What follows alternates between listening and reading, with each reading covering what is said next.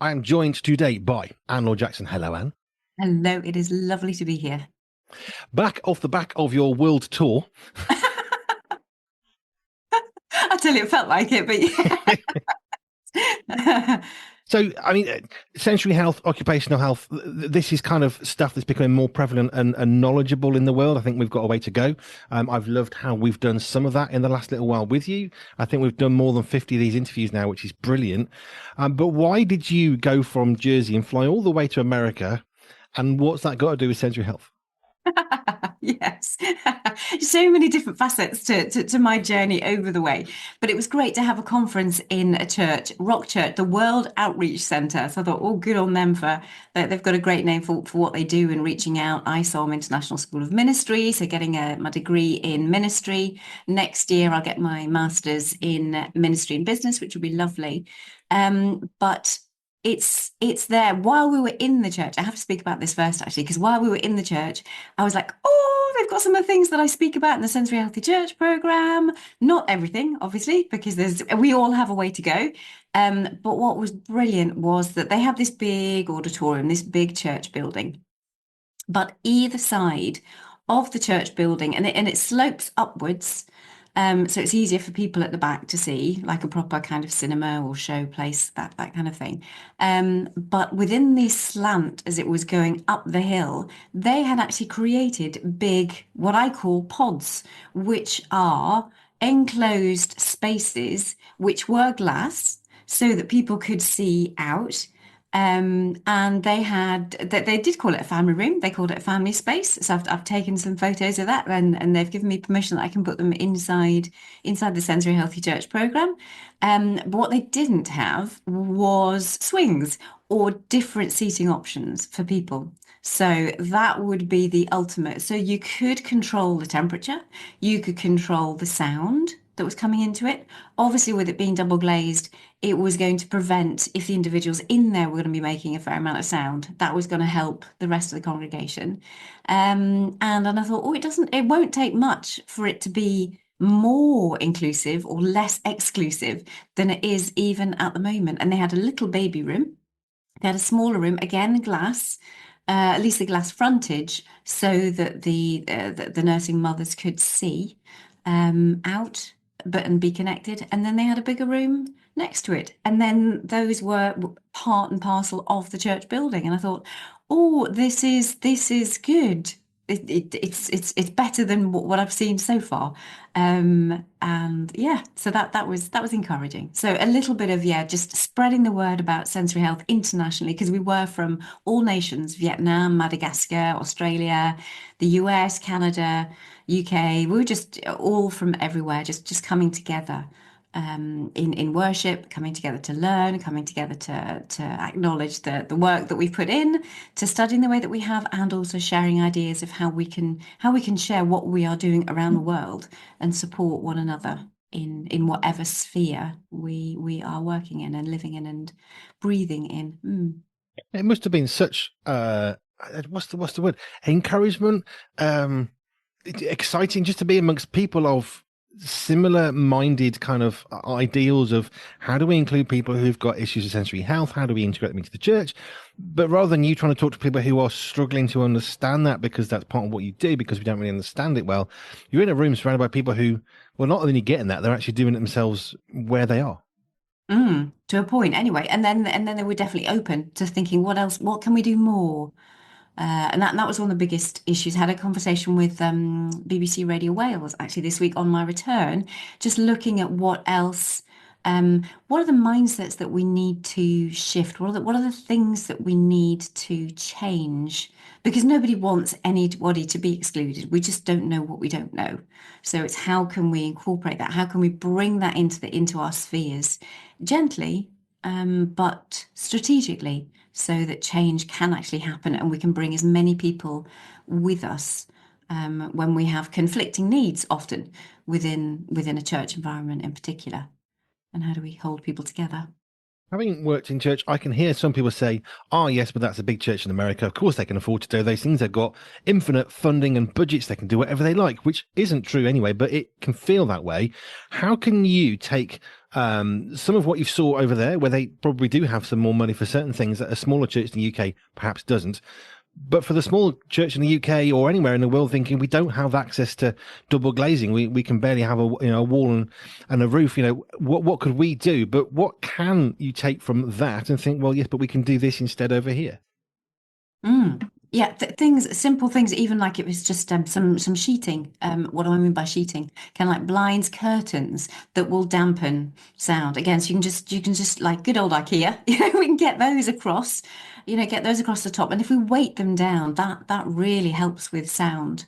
And then you can open them to have as much visual connection or not as you want, and you can have them as see-through as you want. So if there are those that need to jump or bounce or move around inside those areas, then they're kind of screened off by those curtains rather than them being properly double glazed. But anything we can do can help. We'll just increase the tolerance capacity of those in the congregation. Obviously, if it's too invasive, if it's too distracting, that's not going to be helpful for anybody. But if we can limit the distractions, most of us who are neurotypical are able to cope enough, and we can have show enough grace and mercy. But it's yeah, we need to work with those who don't have the capacity to be as accepting and as tolerant and as in control and as regulated as most of us are. Which I guess comes back to something that I think we've said before is it's really good for the church to be a place of worship and reverence. We need to understand to respect the reason why they're in the first place. But if we're trying to create that place of reverence and we think that that means silence, well, we've missed the point anyway, because reverence isn't about silence. It's just about honoring who God is to us and to others and honoring the space and letting people worship. But actually, much like a family, if we're trying to say, well, it needs to be silent, it ain't never going to happen, is it? No, no, and heaven's not silent. I mean, it's lovely. Every now and again, I just keep hearing a preacher say, like, like who says that heaven's quiet? Like, huh? It's like, I don't think so. So, and it's about, yeah, it's looking at what actually is that service there for. It's like it is there for a worship experience. It's there for a celebration. We're not there as respite for families with differences, with different needs. We can provide respite at other times of the week. For sure, we want to be caring and loving, but that's not what Sundays are for. That's not what our church gatherings are for. Our church gatherings are for every single person to be able to come together in worship and celebration and love and honor. And that's what it's about. It's not about, oh, let's, take your child away so that you can concentrate on the worship. I just think I understand that, but I don't think it's right. I don't think it's right. I always come back to the same thing. Feeding of the 5,000. Okay. In the Bible, it tells us that Jesus was there and he spoke to 5,000 men, which meant there were men with wives. They're men with families. So that 5,000 people of men probably is nearer 20, 25,000. I mean, how can you even estimate that? But we're talking probably several, many, many more thousands. 15, 20,000 was my estimate one day. And there were no Sunday schools, and there were no breakout rooms, and there were no Zoom calls. There was no video, and yet Jesus spoke to 25,000 people, 20,000. Let's just call it 10,000 people. I've been to big church, 30,000 people. Maybe that's not far off what Jesus did. How on earth was he heard? Not a clue. Not interested in that. But he spoke to them, and they were all there. And if you've got mums and husbands are there, and the wives are there, and the little children, some of them won't be quiet. And we don't see in the Bible that said, Jesus said, get them out of here, take them out to a side room. We understand the idea of, dedicated time, and that's important. But actually, I always go back to the feeding of the 5,000, because if Jesus did that, shouldn't we use that as a model for church?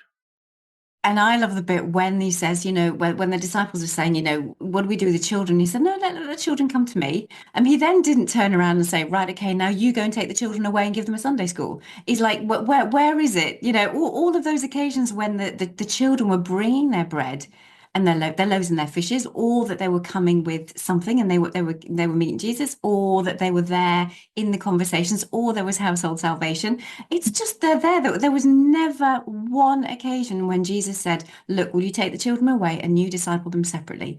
Every single biblical account we have, it's like parents. it's like the extended family. It's yeah.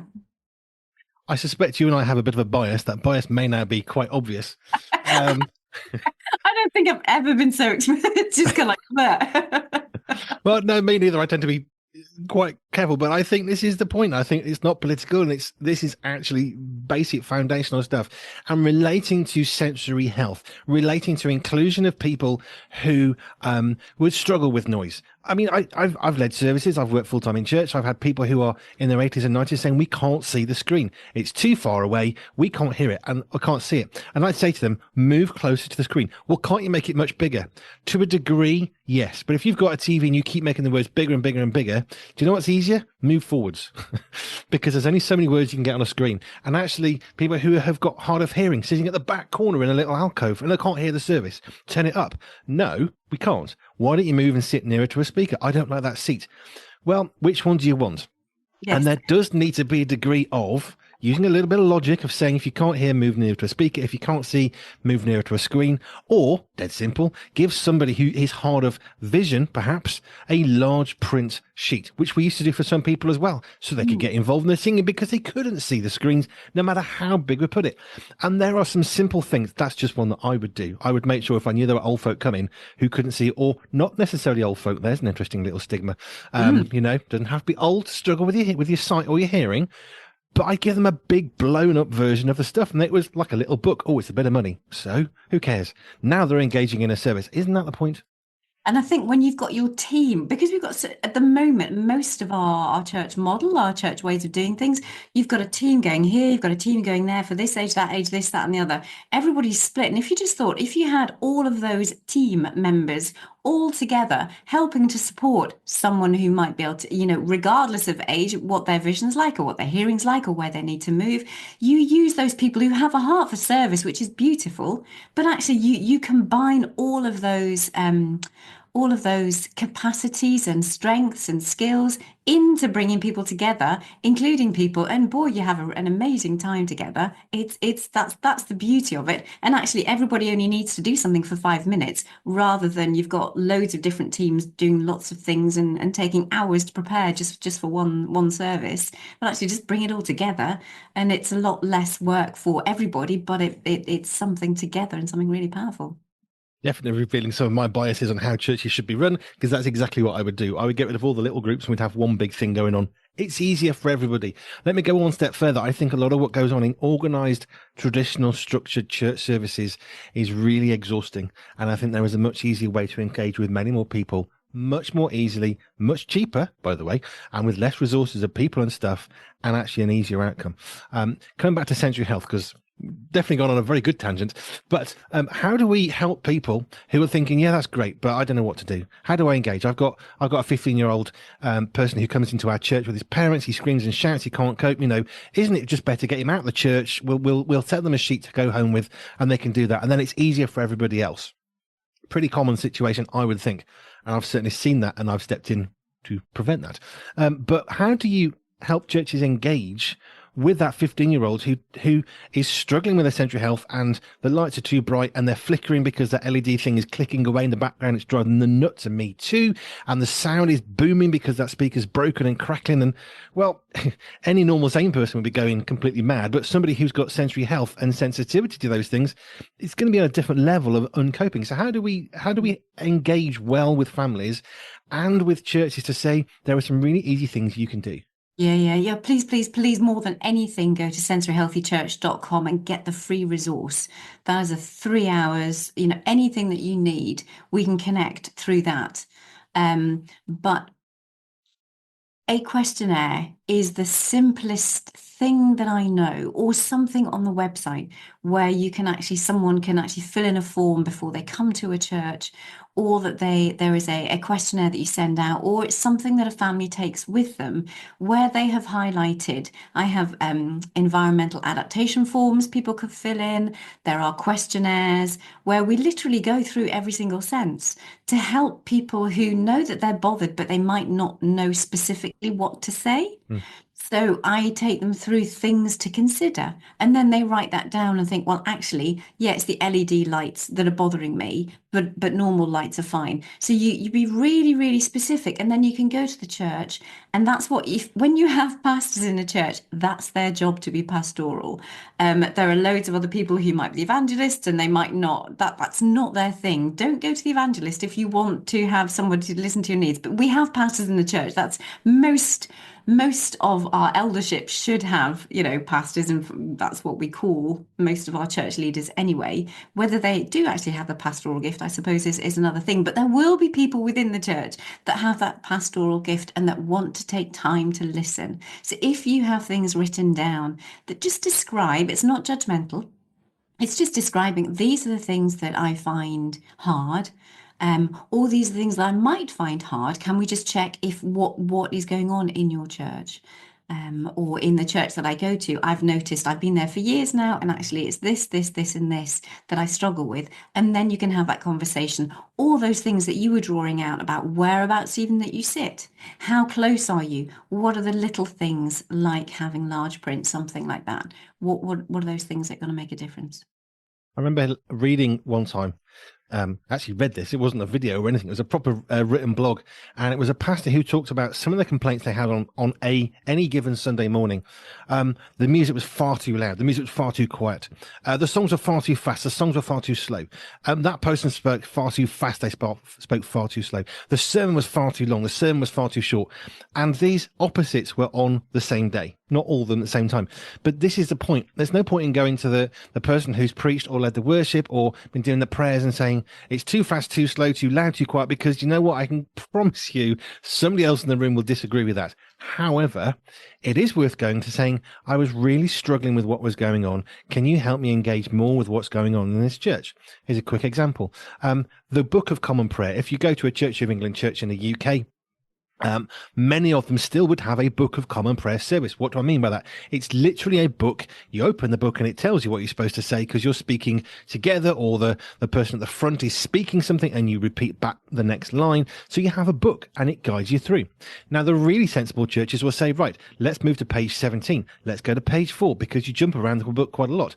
A lot of churches that are less helpful expect you to know what page you're supposed to go to. And you can see people who don't know the church because they're flicking through the book thinking, where have we gone? Oh, now they're not even in the book. It's an addendum for this church, and now it's complicated. But the original idea of the Book of Common Prayer was something simple that could be standardized. And there's some really great stuff in there, by the way. But when you stuff go off on one, now you've just lost people. And now actually it's even worse because, well, I've got this book. Now what? Mm.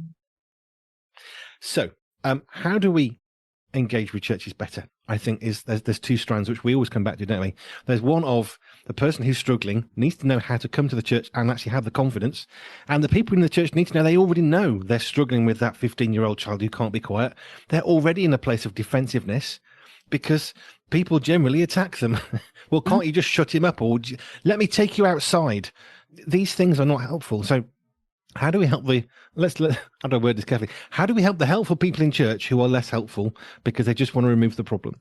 I think remove is a good word, because what was I think while you were talking, there was something that was coming to mind. I hope it comes back as I'm talking out now to you. But it's about the fact that it's not about removing, and it's about, again, it's the heart of what we are there for. That church service is not for us; it is for God. It is something that he has said that it's right for us to do, because he knows it's good for us when we can come and turn things around and flip our attention all on him and take it all off ourselves, because we're so self-centered. So there's a lot of, I think there's the continuing preaching into that, the continuing reminding of why on earth we come together. Obviously, yeah, it's not going to be absolutely awful. Otherwise, yeah. But there's also, we can move to a different church if that church is not going to be able to accommodate, because of some places, perhaps the echo environment is just one that we're not going to be able to change. We might be able to dampen things a little bit. We might be able to have headphones. We might be able to have ear defenders. We might be able to have background sounds playing in somebody's ears so that other sounds are less difficult for them. But at the end of the day, it might just be easier for them to go to a different church. I mean, we should have that freedom because we're all part of the same body anyway. So it's finding the good fit for you. But ultimately, it's not about removing people. It is having that genuine conversation of what the vast array of inclusion, what that looks like. So having someone walking quietly, pacing around at the back, they may not sing, they may not speak, they may not engage in the prayers, they may not look as though they're there at all. But I do trust that the Holy Spirit is working because that person is within fellowship and is in a place that is just dedicated to what God is doing and who He is for that time. Now, today we've gone heavily into church because you've just come back from an experience of a big church in the States. You have sensory health information and resources for churches to engage with people. But most of this advice is never going to be restricted purely to a church because whatever we're talking about, an office, a restaurant, cafe, I don't know, it doesn't matter. All this sort of stuff actually can help people engage with us. And from a business point of view, if you're running a shop or a cafe or a restaurant, engaging with people better is going to reap more profit for you from a business perspective because people will want to come back.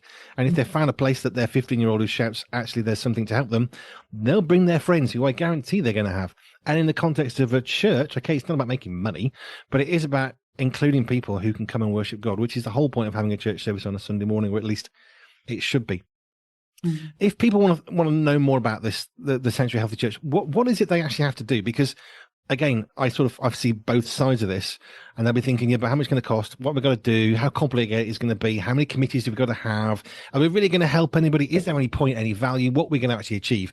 I can hear all the excuses for why let's not bother going there, but actually, although I know they wouldn't get that experience from you, how do we help the beleaguered church leader who is tired and stressed to find some help from what it is that you can help them with? Yeah, well, I'm offering every year I offer 6 weeks to a sensory healthy church.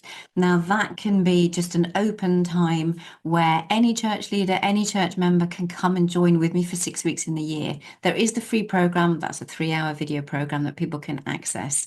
But the 6 weeks is just a way of me being able to come alongside someone, whether it be one-to-one with an individual church, to work out ways of connecting with the whole leadership, work out ways of connecting with the whole membership.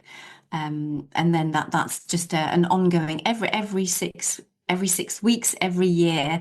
I'm trusting that that will be just an ongoing support, an ongoing offer to the church, so they can come back in for 6 weeks into the sensory super system, into the Christian sensory support that I offer. Anyway, just for Christians, there's a regular sensory support for those that are not looking for faith-based input. But that's what I trust from here going forward from 2025 onwards, that we will have 6 weeks to a sensory healthy church every year. And that once you're in it once, you can just come back in year after year. So there is that ongoing support. And as the network grows, there'll be more and more people, even locally to where you are, who will be able to come along and support any work that anybody wants to do in that area. We're coming right back to the idea of that church that you went to visit. They've got double glazed pods, areas, specialized rooms. One of the things that we do in our radio studio, which is a really cheap fix, you can buy really fantastically expensive acoustic panels. We have a big, thick duvet that we bought that goes on a rack. Well, it does the same job. And actually, this is quite pretty because you can put a different cover on there, and all of a sudden, this ugly frame of the duvet becomes kind of cool. We've got an orange duvet cover on it at the moment. We can put anything we wanted on there. It's really cheap. It's what, 12, 15 quid for a thick duvet. Hang it up with some bulldog clips. There we go. Now we got a sound deadening wall. People don't necessarily think about that, but it works. It's super cheap. And in effect, that's kind of a lot of what you're talking about. There are some really simple things we can do to improve things for people without excluding them, without removing them, but actually bringing them in. Mhm. And God willing, over time, that person who is more tensed up because it's a new experience over time. And I've seen this, and I'm sure you would have as well. They then start to relax, and all of a sudden, all the things we've had to put in place, now they're more comfortable. We can not get rid of them, but now they're not used so much.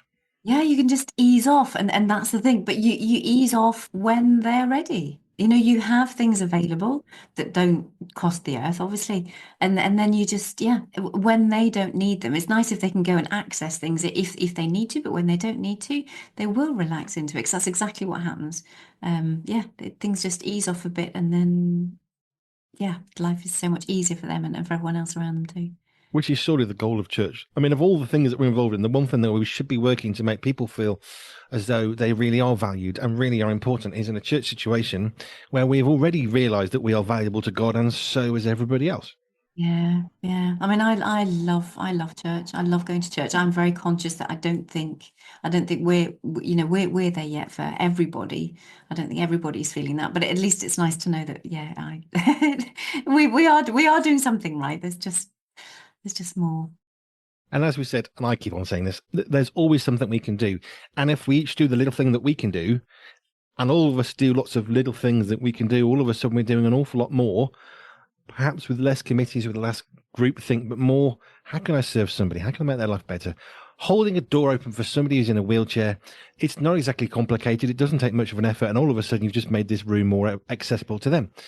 You don't have to do it in a condescending, patronizing way, but actually, all of a sudden, you're opening up a room. That's really, really simple, quick thing. I remember another thing we did, which we've talked about several times, a tent for somebody who had, I can't even remember what the central health issues are. It doesn't really matter.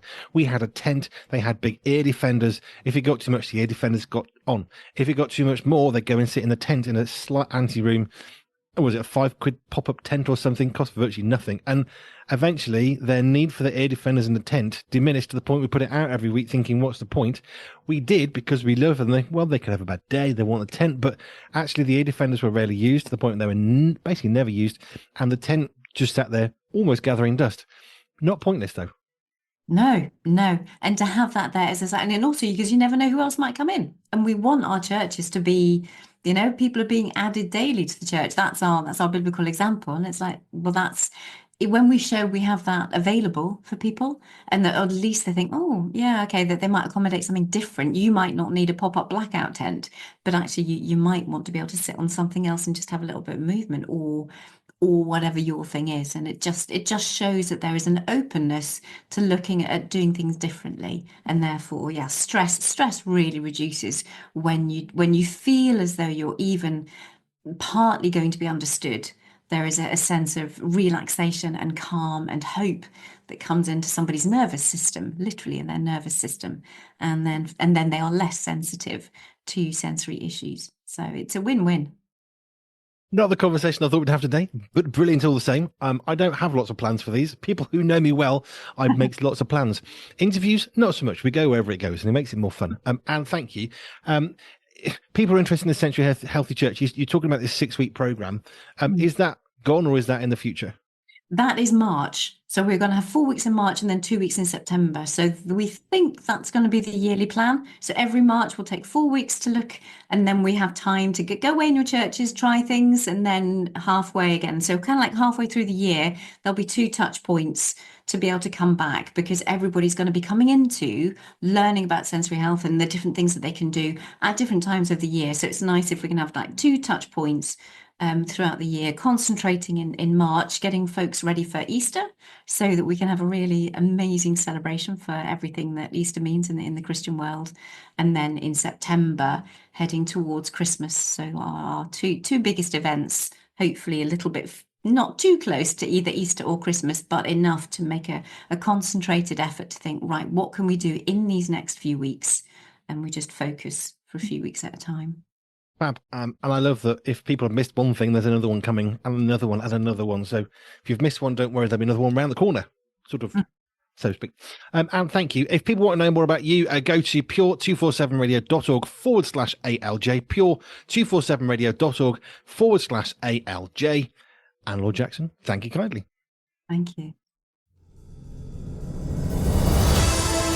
Pure Media, the magazine, is hand perfected with some of the finest writers from around the world that we could find. And yes, Andy B too. New editions are released just for you on the first Friday of every month, from our family to your family. Pure Media, the magazine, is available now. Sign up for free at puremediafamily.com/magazine.